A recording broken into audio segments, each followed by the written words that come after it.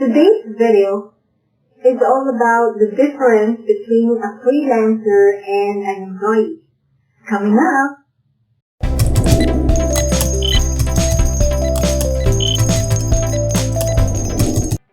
Hi fellow believers, Connie here from Freelancing with Faith. In this channel, we share with you some tips, training, and video interviews to build your online freelance business that is centered with the teachings of God. If this is something you're interested in, join us by subscribing and clicking the bell so you can get notified once we publish videos. Today, we are talking about the difference between a freelancer and an employee. Ano nga ba pinagkaiba ng dalawa?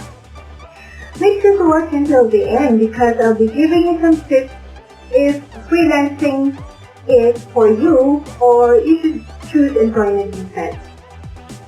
Do you ever wonder kung ano nga ba ang difference ng dalawa kasi kapag nag-uumpisa ka pa lang, it doesn't feel like there's any difference. Unang-una, pareho kayong pwedeng mag-work online.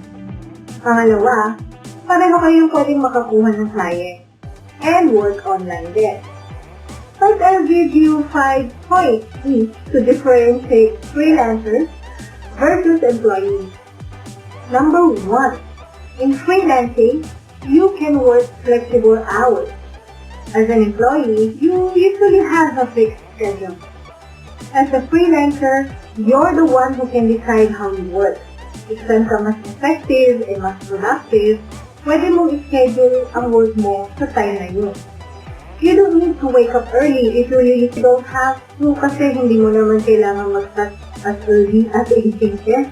like the usual office hours. Kapag employee ka, usually may working time yan like 8 to 5, 9 to 6, at iba pa. And if you're in a BPO company, whether voice or non-voice, probably nasa night shift ka pa. Diba? And it's okay if you're a night owl, of course. Number 2, in employment, you have benefits such as SSS, healthcare, housing, different types of leave, such as vacation, sick leave, medical emergency, and others. In freelancing, there are no leave benefits, but you can always dictate your own time, your own dates, and your own terms.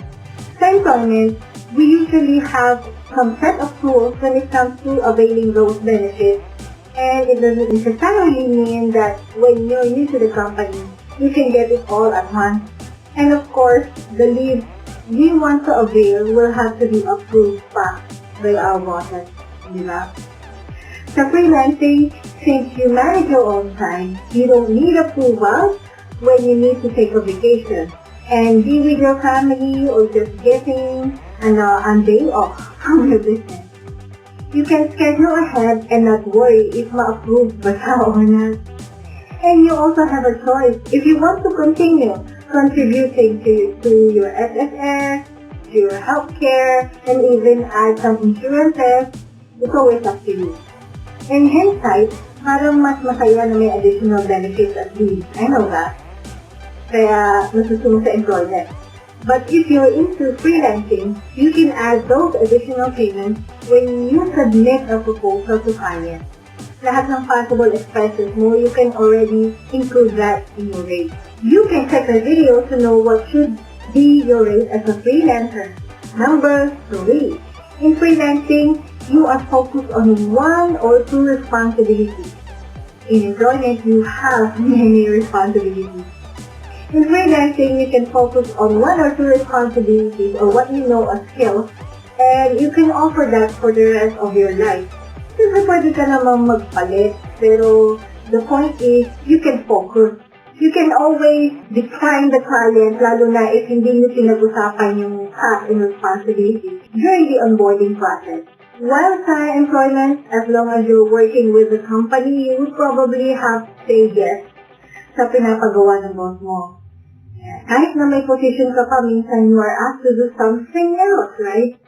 At kung nagtitipid pa yung kumpanya, you are most likely would say yes kasi ayaw mo mawala ng trabaho, hindi ba? Before we continue with the next point, if you're getting value out of this video, make sure to click the like icon. Number 4. As a freelancer, there is very minimal, if not zero, office politics. As an employee, it's inevitable. Parang si Thanos lang sa Marvel. Most of the freelancers work directly with the business owner. It can be under agency too, but the thing is, we have the discretion on how we handle things. We have a choice who we want to work with. And if you're feeling under the impression that that's going to work, you can always find another client. That's why me and other fellow freelancers will always remind people to identify their clients.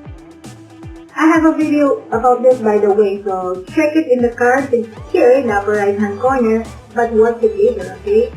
If you're in the corporate, office politics cannot be avoided. Whether the people who are into this type of thing are intentionally hurting their office mates or not, it's always up to us on how to deal with it. For me, naranasan ko yan nung nag-office pa ako, syempre. But it's not worth it. For our last point, or number 5, in the freelancing business, you can get as many clients as you can. Well, under employment, you only have one employer, and most probably they will want you to work for other companies too. The problem with having one employer is kapag may nangyari sa company and they need to cut off expenses, they need to lay off an employee, you're not really exempted from it. In the end, you lose your only source of income, which we don't want to happen. Unlike in the freelancing industry, you can get as many clients as you can, and if puno ka na, pwede ka makipag-collaborate with other freelancers na makakatulong sa'yo. Or, you'll be the one to fire the client instead. Hindi ba parang mas maganda ang pakiramdam pag gano'n? Now, paano natin malalaman if freelancing is for us or should we stay as an employee? This is my opinion. If you have full-time work, try to do freelancing on the side, do it part-time, try mo muna, and make sure to apply the lessons we are teaching you here or kung kanino ka man natututo. After a few months, evaluate yourself and think if freelancing is for you or not. But if you're the kind of person who would just like to follow instructions and don't really have the time, energy, the will, and the motivation to build your own business, probably mas okay to stay muna in the employment world. Being a freelancer is building your own online business. Hindi siya madali. If you're happy with your work and you have no problem with it, then stay for a while.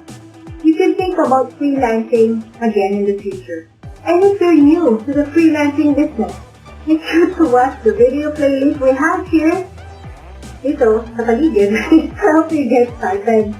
In the comment section below, share with us your favorite tips from this video. Excited ako mabasa. And if you haven't done so yet, subscribe to our channel and we look forward to connecting with you again soon.